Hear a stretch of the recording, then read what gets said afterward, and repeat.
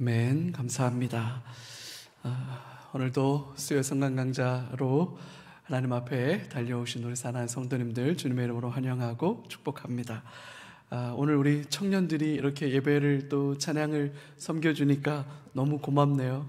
우리 교회가 청년들을 통해서 더 아름다운 예배의 은혜와 감격이 넘쳐날 수 있기를 늘 소망하고요. 우리 옆에 계신 분들에게 한번 이렇게 인사하시죠. 잘 오셨습니다. 잘 오셨습니다. 예, 잘 오셨습니다. 네, 오늘은 여호수아서 같이 또 살펴보도록 그렇게 하겠습니다. 우리 하나님의 말씀 여호수아서 1장 1절에서 2절 그리고 5절에서 6절까지의 말씀 우리 같이 한번 보죠. 1절에서 2절 그리고 5절에서 6절 우리 한 목소리로 같이 한번 읽겠습니다. 여호와의 종 모세가 죽은 후에 여호와께서 모세의 수종자 눈의 아들 여호수아에게 말씀하여 이르시되 내 종 모세가 죽었으니 이제 너는 이 모든 백성과 더불어 일어나 이 요단을 건너 내가 그들 곧 이스라엘 자손에게 주는 그 땅으로 가라. 내 평생에 너를 능히 대적할 자가 없으리니 내가 모세와 함께 있었던 것 같이 너와 함께 있을 것임이니라. 내가 너를 떠나지 아니하며 버리지 아니하리니 강하고 담대하라. 너는 내가 그들의 조상에게 맹세하여 그들에게 주리라 한 땅을 이 백성에게 차지하게 하리라. 아멘. 여호수아에게 이제 하나님의 새로운 사명이 주어지는 거죠. 그래서 여호와의 종 모세가 죽은 후에 여호와께서 모세의 수종자 눈의 아들 여호수아에게 말씀하시는 내용입니다. 내 종 모세가 죽었으니 이제 너는 이 모든 백성과 더불어 일어나 요단을 건너가라. 그리고 이스라엘 자손에게 주는 그 땅으로 가라. 그렇게 명령하시면서 내 평생에 너를 대적할 자가 없을 것이다. 모세와 함께 하셨던 것처럼 여호수아 너와 함께 하겠다. 그렇게 약속해 주시면서 강하고 담대하라. 그렇게 명령하시죠. 그러면서 이제 핵심적으로 여호수아서를 설명하는 가장 중요한 명령이 등장합니다. 너는 여호수아죠. 내가 말씀하시는 여호와 하나님이시죠. 그래서 너 그리고 내가 이 두 대상이 핵심이겠죠. 그들의 조상에게 맹세하여 그들에게 주리라 한 땅. 근데 여기서 중요한 건 그들의 조상에게 맹세했다 이거죠. 그래서 이제 이 조상에게 맹세한 것이 거슬러 올라가면 이제 아브라함까지 올라가야 되는 거고, 그게 결국엔 모세 오경 창세기에서부터 신명기까지의 내용의 핵심이죠. 그래서 그들에게 주리라고 이 땅을 약속했다. 그거는 하나님께서 아브라함을 부르실 때 이미 약속하셨죠. 내가 지시할 땅으로 가라. 그래서 아브라함은 그 명령을 듣고 하나님이 지시할 땅 가나안으로 갔죠. 그러나 아브라함에게는 자기 아내 사라를 장사 지낼 수 있는 막벨라 굴밖에는 못 얻었어요. 평생토록 아무것도 얻은 게 없어요.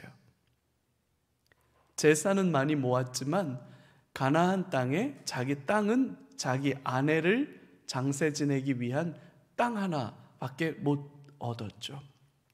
그리고 400년이 더 지나고 나서 이스라엘 백성들이 출애굽을 해서 그 약속의 땅 가나안으로 이제 들어가게 하는 거기 때문에 그들에게 주리라 한 이 땅을 그들에게 차지하게 하라.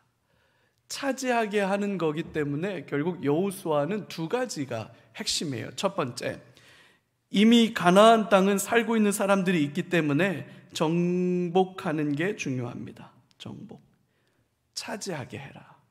가나안, 이 여호수아서의 핵심은 이스라엘 백성들이 가나안을 차지하는 이야기겠죠. 그래서 여호수아의 핵심은 가나안 정복입니다. 정복. 정복한 땅을 그냥 차지할 수 없으니까 두 번째는 정복한 땅을 분배하는 거겠죠. 분배. 어떻게? 각각 지파별로 공평하게 싸움 안 나도록 나누어 줄 것이냐라고 하는 게 여호수아의 핵심입니다. 그러면 여호수아서를 두 단어로 딱 요약해 보시오. 그러면 정복 그리고 분배, 이렇게 말할 수 있는 겁니다. 그래서 정복과 분배를 이야기하는데, 그냥 큰 힘센 나라가 작은 나라 쳐들어가 가지고 땅 뺏어 먹은 거 아닙니까? 지금도 러시아가 우크라이나를 침공해서, 강한 나라가 약한 나라를 침공해서 땅을 빼앗으려고 하는 게 비일비재하잖아요. 그런 거 아니냐? 강한 나라가 약한 나라 쳐들어갔고, 그렇게 쳐들어가고 난 뒤에 약한 나라를 빼들어서 이제 여기 우리 땅이야, 이렇게 하는 거 아니냐? 여호수아서를 잘 모르는 사람들은 간혹 그런 생각도 해요. 근데 아닙니다. 중요한 건 내가, 하나님께서 그들의 조상에게 이미 이 땅은 누구에게? 너희에게 줄 거다. 그럼 왜 이 땅을 너희에게 주냐? 그 얘기는 더 거슬러 올라가면 노아의 이야기까지 거슬러 올라가야 되죠. 함, 셈, 야벳, 둘째 아들이 함은 누구의 조상이냐? 가나안의 조상이죠. 그리고 그 함이 노아의 아버지의 그 부끄러움을 제대로 이렇게 감추어 주지 않고 오히려 드러내고 얼레리 꼴레리 한 것 때문에 하나님 앞에 저주를 받아서 셈의 종이 될 것이다. 그래서 셈의 족보와 함의 족보와 야벳의 족보가 나오는데, 셈의 족보에서 아브라함이 나오죠. 함의 족보에서 가나안 7족속들이 나옵니다. 그러면 이미 하나님이 섭리하신 오랜 계획 속에 가나안은 누구에게 약속된 땅이냐? 그게 창세기의 가장 중요한 설명인 거죠. 그래서 조상들에게 이미 약속했던 땅인데 왜 아직까지 안 주셨느냐?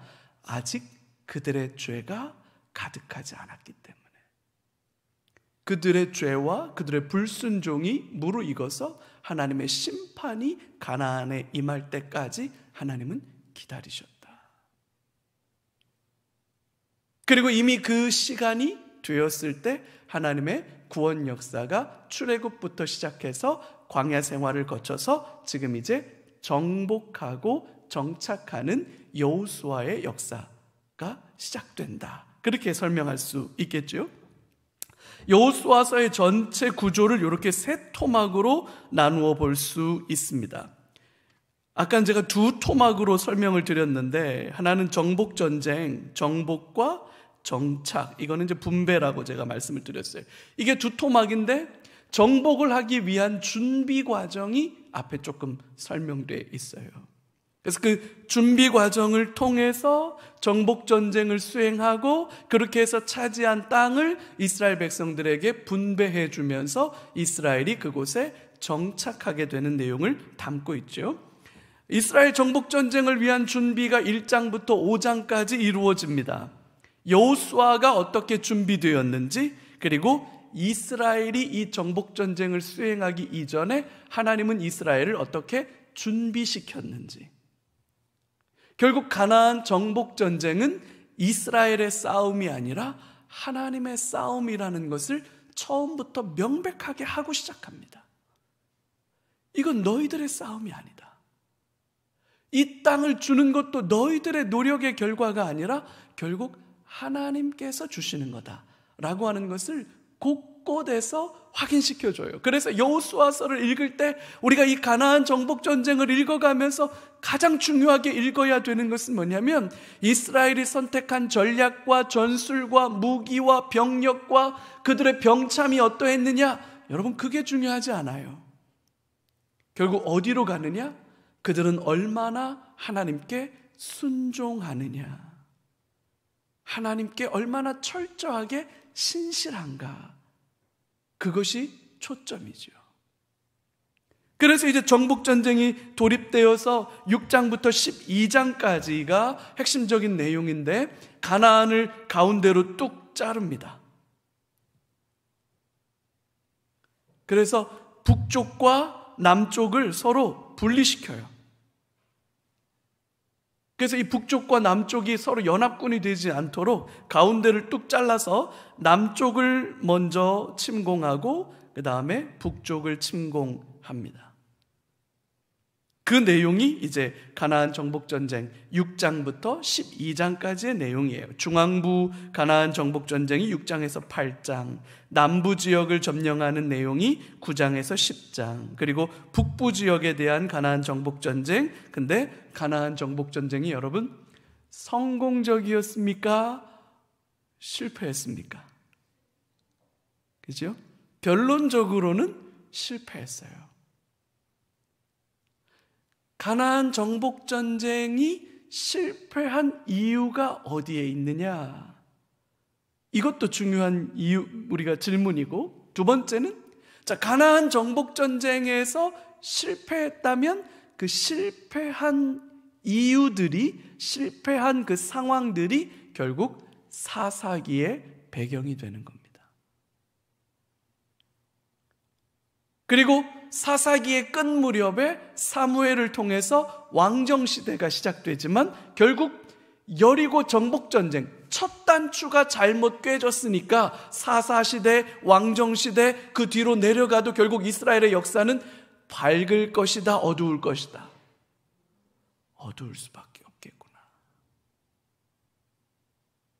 그래서 이제 여호수아가 끝나면 사사기는 여호수아 정복전쟁의 실패가 남겨놓은 그 비극의 씨앗들이 여기저기에서 발화가 되면서 이스라엘이 극도로 혼란스러운. 그래서 다음 주에 우리가 사사기를 보겠지만 사사기는 두 가지 측면에서 혼란스러움의 극치를 보여주는데, 종교적인 측면에서와 윤리도덕적인 측면에서 이스라엘은 현저하게 부패하고 실패하고 있다.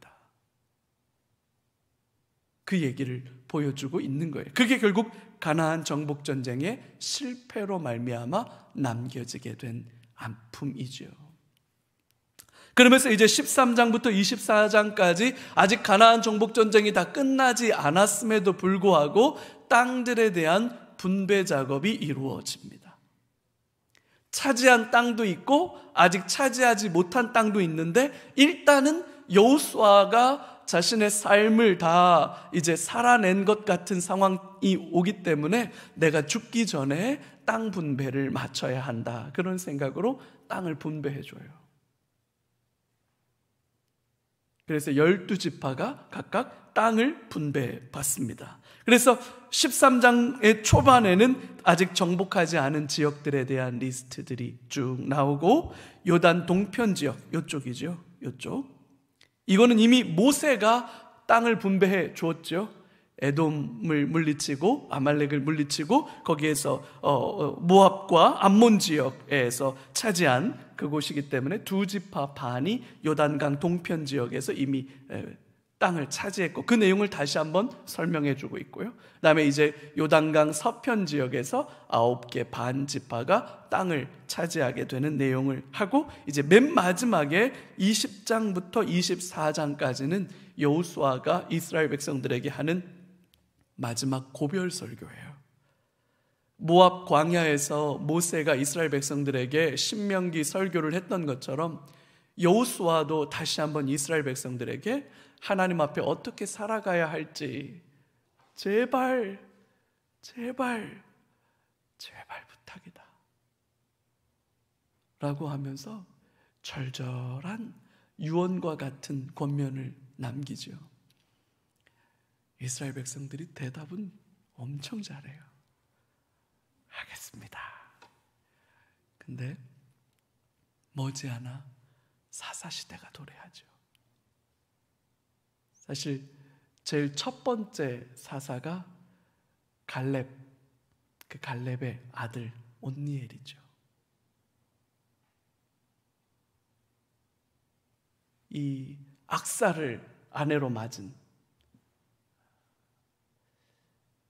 결국 한 세대도 지나가기 전에 이스라엘은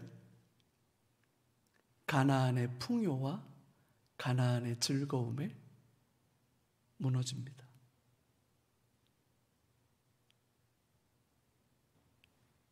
신앙이 여러분 환난의 때에 성도들이 무너지지 않아요. 성도는 풍요 속에 무너집니다. 교회 역사가 그걸 증명해요. 초대교회에 교회가 성장하고 부흥하던 시기는 교회가 핍박받고 박해받던 시절이에요. 엄혹한 시절에 교회는 성장해요. 한국교회에 들어온 복음도 마찬가지였어요. 처음에 선교사들을 통해서 복음이 들어왔을 때 이 땅의 상황은 척박했어요. 일제강점기를 지나고 전쟁을 지나면서 참 척박한 상황에 교회가 성장하고 하나님을 사랑하기 시작했죠. 언제부터 교회가 이상해지느냐? 교회가 힘을 갖기 시작하고 많은 것들을 갖기 시작하고 풍요로워지기 시작하면서 교회는 곁길로 가요. 중세가 그랬잖아요. 유럽이 그랬잖아요. 북아메리카가 그렇잖아요. 한국도 그렇잖아요. 지금 세계적으로 성장하는 교회가 어디냐? 다 3세계 국가들이에요.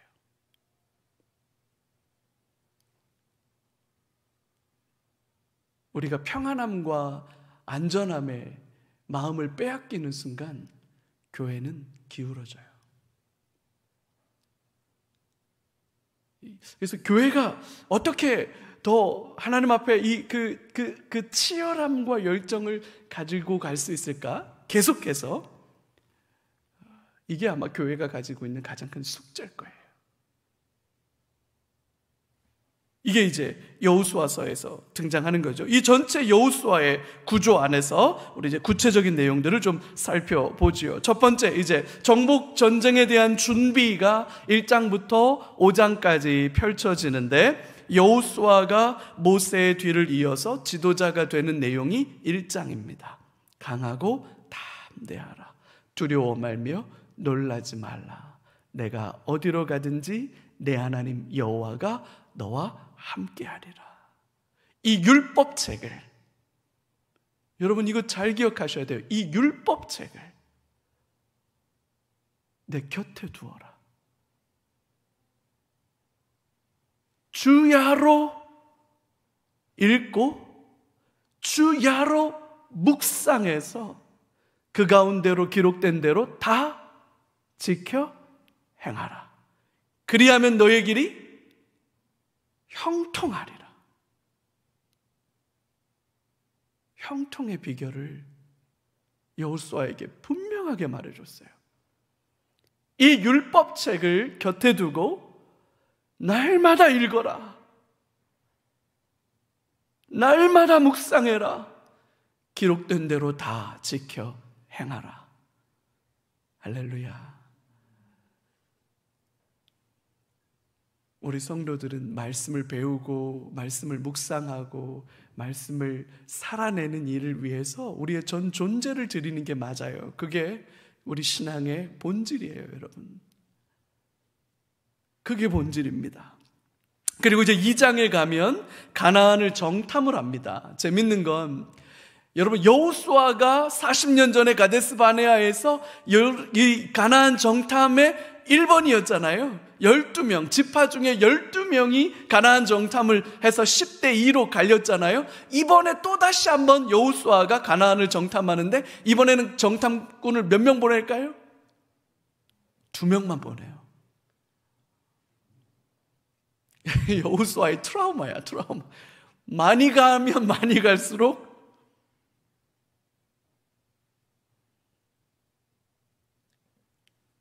갈렙과 여호수아만 가면 된다. 아마 여호수아는 그 생각이지 않았나 싶어요. 둘만 가라. 그래서 둘만 갑니다.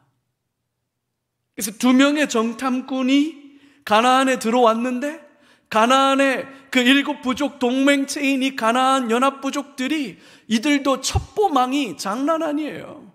간첩 신고가 들어갑니다. 거수자, 거동이 수상한 자가 들어왔다. 그래서 신고가 들어갑니다. 그래서 간첩 색출 작전이 벌어집니다. 그래서 이 2명의 정탐꾼이 라합의 집에 숨습니다. 라합의 집은 이제 그 성벽에 있었다고 그러잖아요. 그래서 우리는 이제 기생이라고 번역을 해서 창녀였을 거다 이렇게 번역을 하는데, 사실 이 번역은 약간의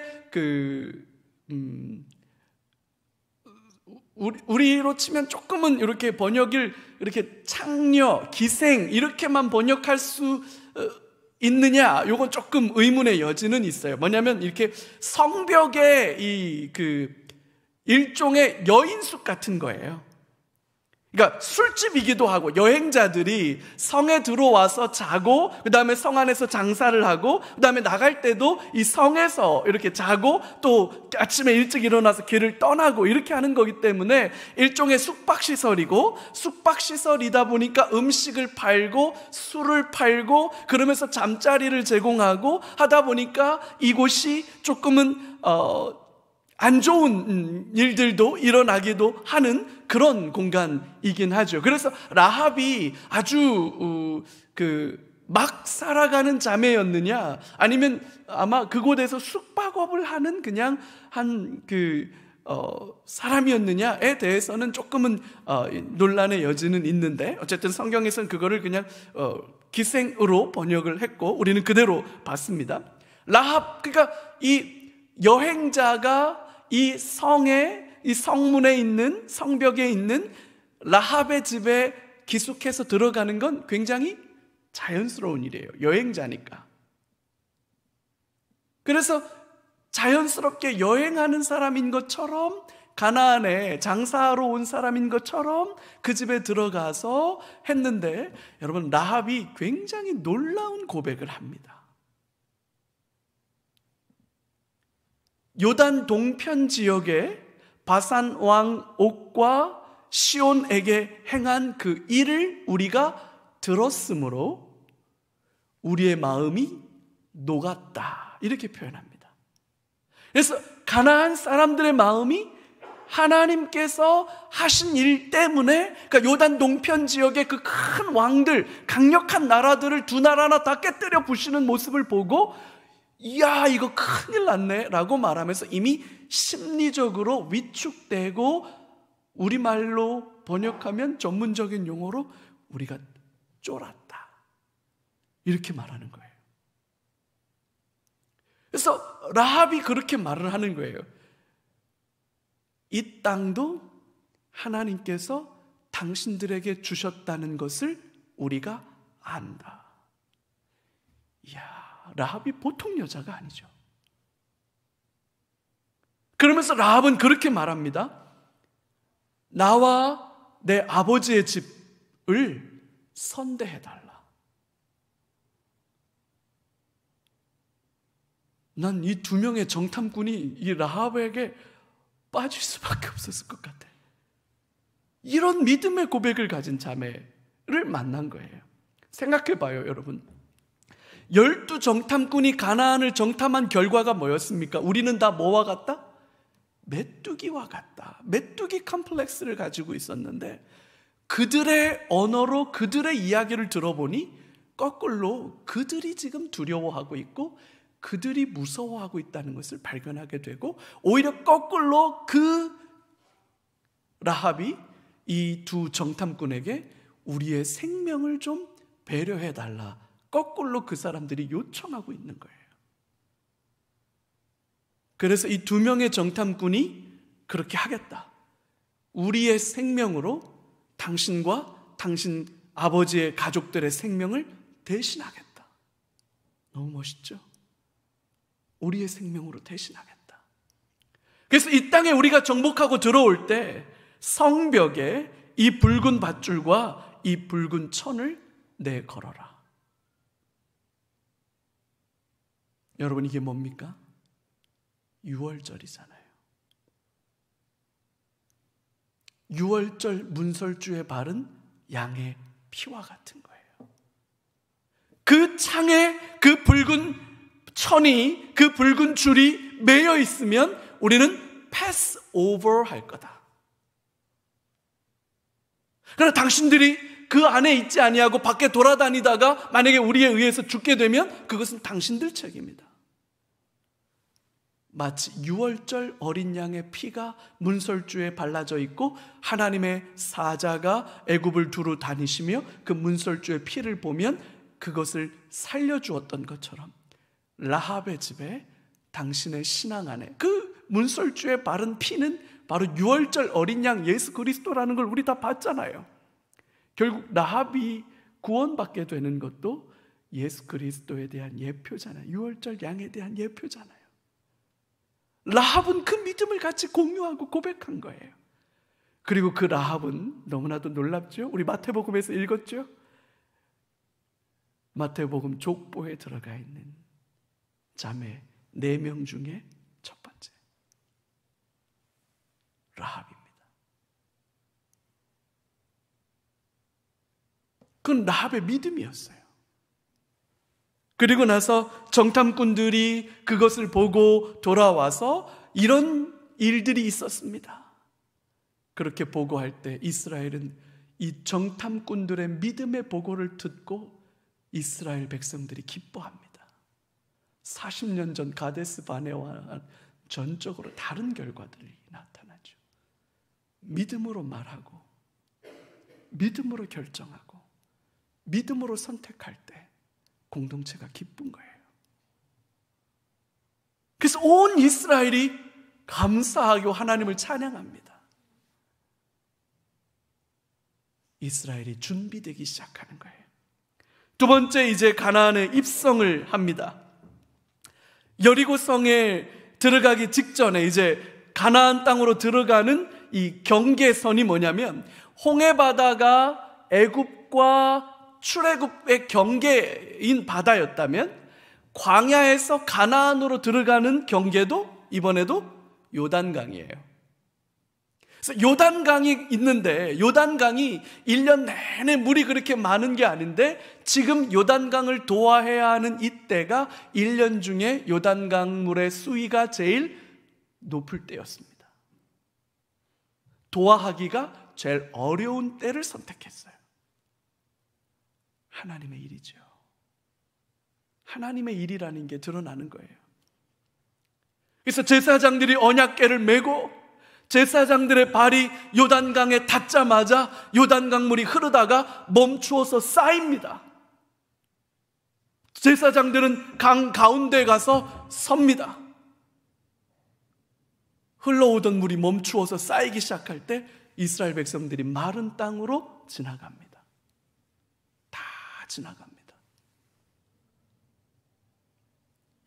그래서 여러분, 광야 40년의 방황과 불순종을 지나서 드디어 약속의 땅 가나안에 들어가다. 이게 바로 요단강을 건너다. 우린 요단강을 건넌다는 게 운명을 달리하셨습니다 이렇게 생각하는데 그 메타포는 조금은 우리가 잘못 사용하고 있는 건지도 몰라요. 성경적인 면에서는 요단강을 건넜다는 게 아이고 어떡하나요? 요단강을 건너셨으니 그게 아니고요. 요단강을 건넜다는 건 약속의 땅 가나안에 들어갔다는 거예요. 그래서 여러분, 세례 요한이 어디에서 세례를 줍니까?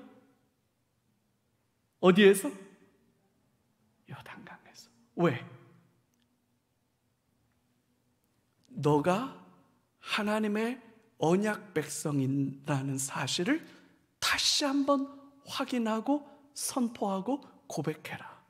세례 요한의 요단강 세례는 그 의미였어요. 그래서 요단강에 들어갔다가 나오는 거예요. 내가 다시 한번 약속의 땅 가나안에 들어왔다. 이제 난 다시 한번 하나님의 언약 백성이다. 그래서 세례 요한은 독사의 자식들아 회개하라 그러면서 누가 너희들을 가리켜 임박한 하나님의 진노로부터 피하라고 하느냐라고 그렇게 불같이 외쳤던 거예요. 회개하라. 그래서 광야에 외치는 자의 소리, 여호와의 길을, 메시아의 길을 평탄하게 하는 자의 소리, 그게 바로 세례 요한인 거예요. 요단강 세례가. 예수님은 그 세례를 의도적으로 찾아가셔서 그 세례를 받아요. 요한은 안 하겠다고 그래요. 거꾸로 내가 당신에게 세례를 받아야 된다 그러는데 예수님 뭐라 그래요? 아니다. 그렇게 하는 게 율법을 이루는 일이다. 그리고 예수님도 요단강에 들어갔다가 나와요. 그때 하늘이 열리죠. 비둘기같이 성령이 임하시고 이는 내 기뻐하는 자라. 너는 내 아들이라. 라는 하늘의 음성이 들려옵니다. 그게 바로 이 요단강 도화 사건이에요. 그리고 그 강 한가운데서 돌멩이를 지파마다 하나씩 가지고 와서 그것을 쌓아 기념이 되게 하고, 또 하나는 돌멩이를 가져다가 강 바닥에 그 중앙에 또 쌓죠. 두 개의 돌무더기가 생겨서 하나님이 하신 일들을 기념하게 하셨습니다. 그래서 요단강 도화를 기념하는 일이 4장이고요. 그러면 이제 요단강을 다시 가나안 도착하면서 제사장들이 이제 언약궤를 메고 다시 가나안으로 올라옵니다. 그랬더니 요단강 물이 다시 흐르기 시작해요. 자, 그러면 앞에는 여리고성, 그리고 뒤에는 요단강. 여리고성 사람들 입장에서 봤을 때는 여리고성과 이 요단강 사이에 이스라엘이 끼어 있기 때문에 배수의 진을 쳤다, 이렇게 말을 해야 되는 상황이죠. 이스라엘은 도망갈 길이 없습니다. 근데 놀라운 건 가나안에 들어가자마자, 가나안을 건너기 전에 했어도 되는 일인데, 가나안을 건너자마자 하나님은 이스라엘에게 할례를 요구하십니다.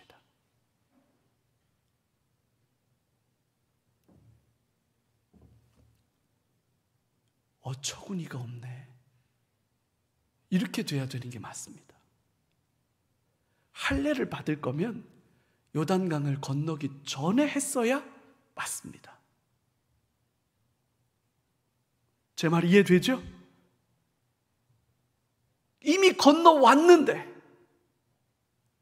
싸움은 시작된 건데, 전쟁이 시작됐는데, 시작된 전쟁의 첫 순서가 일주일 동안 모든 남자들이 전투력을 상실하는 겁니다.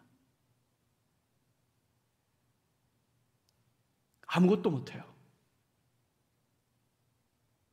오늘날 같이 의학이 발달해도 이거 쉽지 않은데, 그때 당시에는 뭐 이거 생으로 그냥, 이거 뭐 답이 없는 일을 벌인 거예요. 왜 이렇게 하셨을까? 왜 이렇게 하셨을까? 너무나도 명백하게 이 싸움은 군사와 전략과 병참과 관련된 싸움이 아니라는 것을 확인시켜 주는 거예요. 그럼 뭐냐? 바로 레위기를 회상시켜 주는 거예요. 너희는 내 백성이 되고 나는 너희의 하나님이 되리라. 그러면 그 다음에 뭐가 따라와요? 내가 거룩하니 너희도 거룩하라. 여러분, 거룩은 우리가 할 수 있는 겁니까? 못하는 겁니까? 못하는 거예요. 전적으로 우리는 거룩할 수가 없어요. 그럼 뭘 해야 되느냐? 하나님의 거룩이 우리에게로 건너와야 돼요. 우리가 전적으로 무능하다는 것을 고백하는 순간이에요. 이 할례는. 우린 아무것도 할 수 없습니다를 고백하고 선언한 순간이에요. 하나님이 하셔야 합니다 라는 것을 고백하는 순간이고, 우리는 하나님 앞에 거룩해지는 것이 최고입니다. 그러면 하나님의 백성이 되는 거고, 하나님은 우리의 아버지가 되시는 거기 때문에 이 싸움은 하나님이 싸우시는 겁니다 라고 하는 것이 되는 거예요.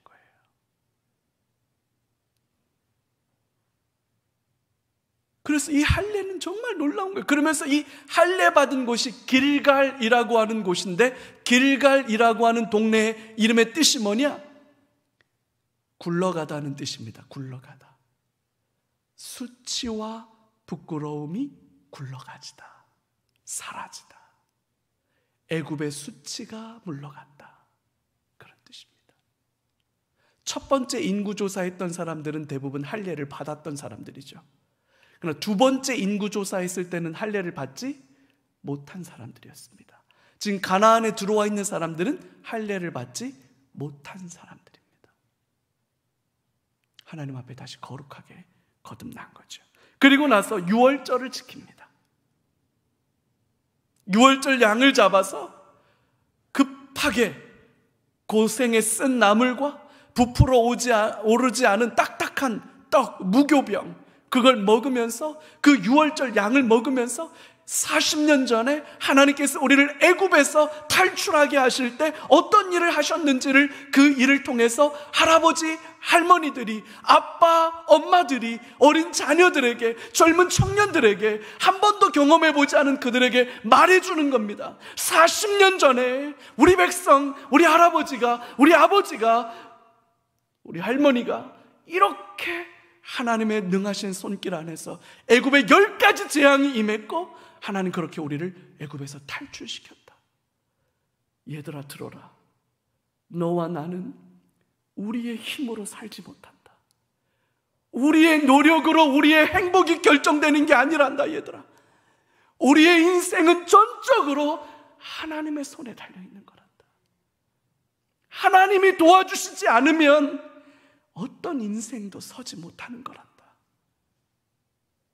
그날 밤 할례를 지나고 나서 유월절 양을, 유월절 식사를 하면서 모든 부모들은 자녀들에게 그 얘기를 했겠죠. 우리는 이 약속 붙들고 사는 사람들이다. 그러니까 이스라엘이 준비가 되고 있는 거예요. 가나안을 정복할 수 있는. 그리고 나서 이제 만나가 그칩니다. 그 땅의 음식을 먹게 됩니다. 그리고 나서 놀랍게도 여호수아가 하나님의 군대 장관을 만납니다. 그리고 그 군대 장관이 여호수아에게 내 발에서 신을 벗으라. 신을 벗는다는 건 노예가 하는 일이에요.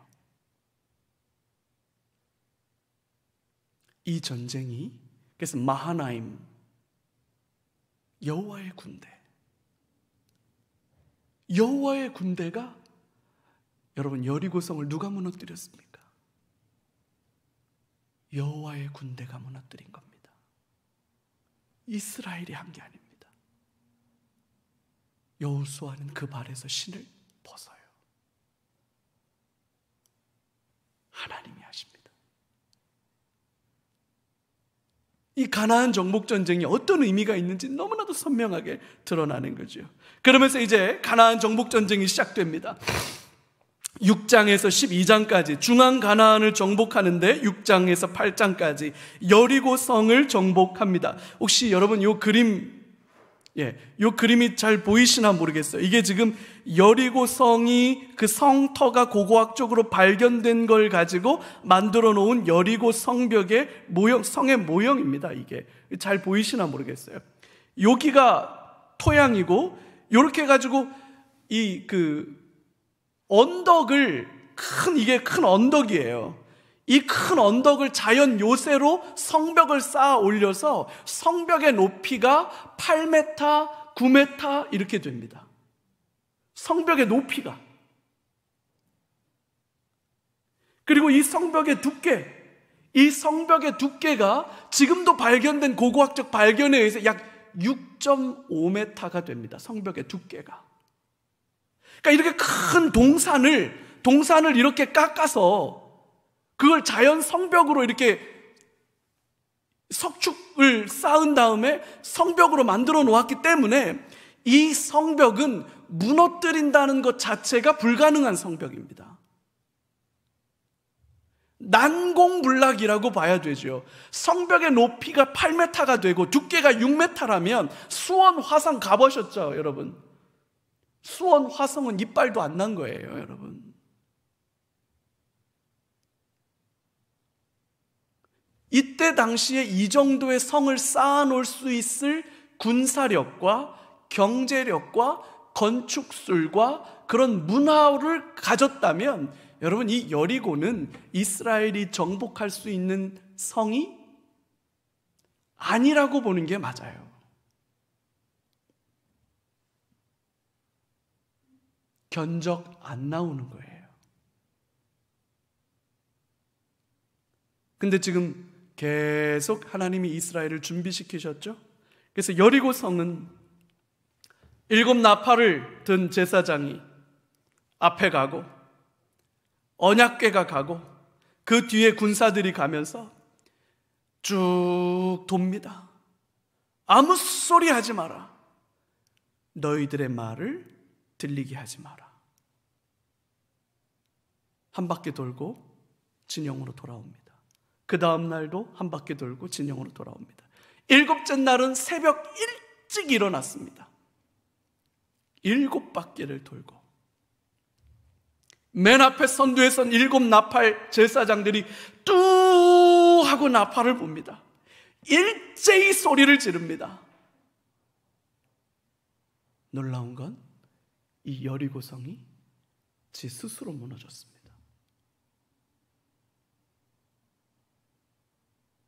지 스스로 무너졌습니다. 이 여리고성은 이스라엘이 한 게 없습니다. 무너진 성에 들어가서 살아있는 것들은 다 죽이기만 합니다. 왜냐하면 이 성의 전투가 철저하게 하나님의 전투였고 하나님께 드려졌다라고 하는 게 이 전투의 의미입니다. 그래서 이곳에서는 그 어떤 전리품도 취할 수 없고 하나님이 요구하신 대로 철저하게 이스라엘의 순종이 요구될 뿐입니다. 다른 건 없습니다.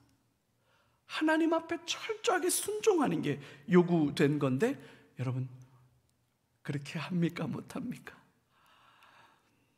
아유, 참 어쩜 이렇게 여호수아서를 보면서 저를 보는지 몰라요. 결국 아이성 전투에서 패배합니다. 아간이 끌려오고 아간이 숨겨두었던 금, 은, 그리고 옷 한 벌, 대단한 거 아닌데, 여리고 성에 비하면 그거 아무것도 아닌데,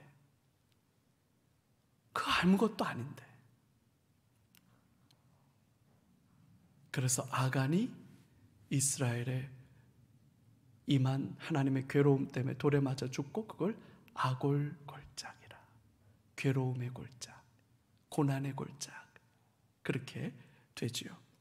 그리고 나서 하나님 앞에 이스라엘 백성들이 아이성을 정복하고 난 뒤에 에발산과 그리심산에서, 에발산에서는 여호와의 저주가 선포되고 그리심산에서는 여호와의 축복이 선포되면서 율법이 낭송되고, 그 축복이 선언된 그리심산을 향해서 하나님께 순종할 때 저 복이 임하는 거고, 저주가 선포된 에발산의 저주를 들으면서 불순종하면 저주다라고 하는 것을 다시 한번 이스라엘에게 확인시킵니다.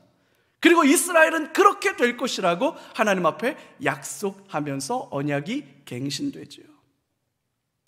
이 사건 이후로 남부 가나안 정복 전쟁이 벌어집니다. 이때 기브온 사람들이 찾아와요.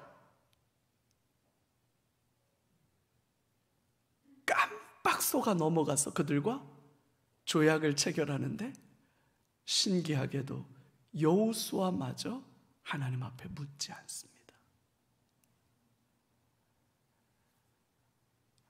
묻지 않아요. 묻지 않아도 잘 안다고 생각했을 거예요. 하나님이 원하시는 게 뭡니까? 그렇게 묻지 않아도 얼마든지 혼자서도 잘해요. 좋은 유치원 나온 것 같아요. 그래서 여호수아는 하나님 앞에 혼자서 결정합니다. 여러분, 그게 이스라엘의 가시가 되죠.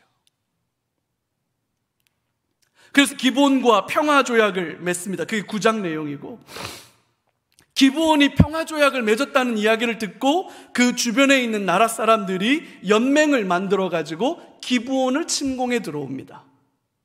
거기에는 예루살렘, 헤브론, 여러 나라, 5나라 왕들이 동맹을 맺어가지고 기브온을 쳐들어와요. 그래서 동맹을 맺었으니까 기브온 사람들이 여호수아에게 전가를 보내서 우리가 침략당하고 있으니까 와서 우리를 도와주라. 그래서 여호수아가 기브온을 도와서 기브온 구원 전쟁을 펼칩니다. 그 5나라 왕들과 그 5나라 왕들의 동맹체와 전쟁을 벌이는데 그 전쟁이 굉장히 독특하게 이겨요.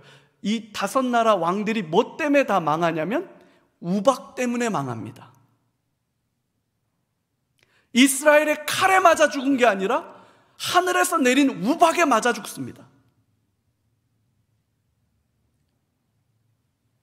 그리고 이때 아얄론 골짜기에, 기드론 골짜기에 태양이 머물고 달이 머물고 놀라운 하나님의 역사가 일어나죠. 그러면서 이제 가나안 정복전쟁의 요약이 드러나는데, 여러분, 이렇게 요 아벨 시딤이라고 하는 이곳에서 진을 치고 있다가 이곳에서 이제 이 모세가 마지막 모압 평지에서 설교를 하고, 이 느보산, 모세가 죽은 곳이에요. 여기에서 출정을 해서 지금 이게 요단강이 이렇게 흐르고 여기가 지금 사해거든요. 그래서 이 요단강을 건너서 이 중앙 여리고가 여기 있으니까 이렇게 들어가서 첫 번째 전투를 하고, 아이성 전투가 여기에 있고, 그 아이성 전투가 끝나고 난 다음에 기브온이 찾아와서 기브온과 동맹을 맺고, 근데 이 기브온을 예루살렘과 요 몇몇 아모리 왕들이 쳐들어와서 이렇게 되는 거예요. 요 야르못, 라기스, 에글론, 헤브론, 예루살렘 요 5나라가 동맹을 맺어가지고 요 기브온을 쳐들어와요. 그래서 길갈에 있던 이스라엘 군대가 기브온으로 와서 전투를 벌이면서 베토른 비탈길, 아얄론 골짜기를 지나서 아세가까지. 그래서 이곳에서 전쟁이 한참 진행될 때 하나님께 기도하죠. 지금 승기를 잡았으니까 태양이, 그 야살의 책에 기록되기를 태양이 속히 내려가지 아니하였더라. 아얄론 골짜기에 달이 멈추는 사건이 벌어지면서 예루살렘, 야르뭇, 라기스, 에글론, 헤브론, 이 아모리족의 5 왕들이 전부 다 멸망합니다. 그래서 이 남부 지역을 다 차지해요.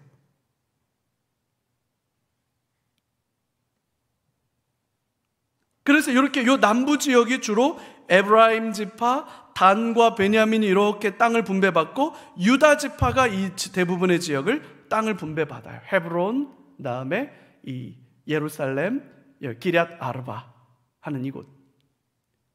독특한 건 시므온 지파는 따로 자기네 땅을 분배받지 못하고 유다 지파의 세대로 살게 됩니다. 그리고 이 경계가 나중에 북이스라엘과 남유다의 경계가 됩니다. 이 10개 지파와 에브라임과 유다 지파. 베냐민, 단, 마지막 13장부터 24장까지는 이제 정복된 땅들을 분배해 주는 거죠. 그래서 13장에서는 아직 정복해야 할 지역들이 남았다라는 것을 언급하고 있고, 요단 서쪽 지역에서의 정착을 14장부터 19장까지 하는데, 땅 분배는 철저하게 하나님의 주권에 맡기는 방식인 제비뽑기를 합니다.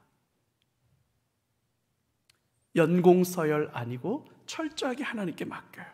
그리고 유다 지파 갈렙이 이제 산지, 아낙 자손들이 거주하던 곳 헤브론, 이것이 다윗 왕가의 가장 결정적인 곳이래요. 다윗이 왕으로 등극한 곳이에요. 헤브론. 그러면서 이제 신앙 공동체에 대한 이야기들이 20장에서 22장까지 나옵니다. 도피성에 대한 이야기. 요단 동편 지역의 3개, 요단 서편 지역의 3개. 레위인들의 성읍은, 레위인들은 별도로 땅을 분배받지 않습니다. 각 12지파에게 일정한 양을 그래서 48개 성읍을 분배받아요. 42개 성읍과 도피성 6개. 그래서 48개 성을 분배받습니다. 이스라엘의 정착이 완료가 되고 이제 요단 동편 지역의 땅을 먼저 받았던 2개 반 지파가 요단 동편 지역으로 이제 복귀하는 거죠.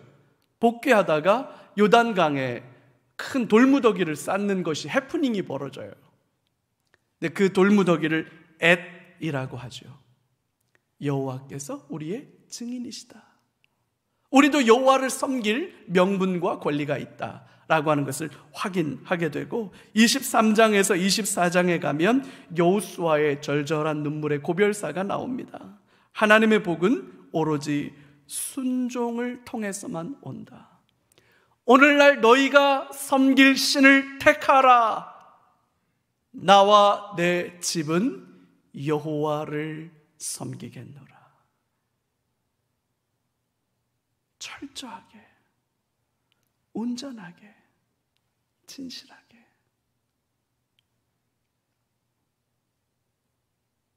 그렇게 하고 여호수아는 죽습니다. 제사장 엘르아살이 죽습니다. 그렇게 여호수아는 끝이 납니다.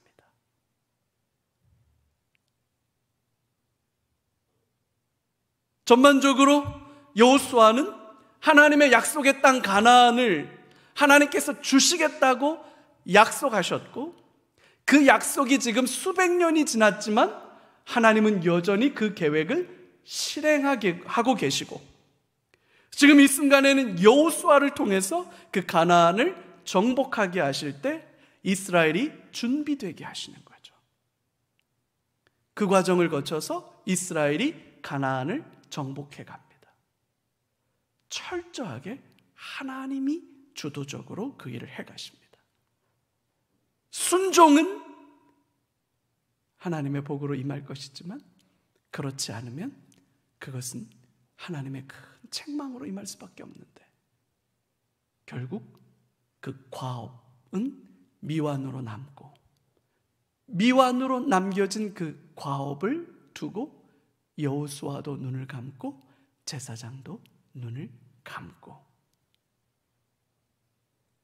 그래서 여호수아와 그 장로들이 사는 날 동안에 이스라엘 백성들은 여호와를 섬기지만 다른 세대가 일어나는 사사기의 아픔. 그게 이제 다음 주에 사사기인데 그건 다음 시간에 하도록 하겠습니다. 자, 여호수아 여러분 읽고 계시는 거죠?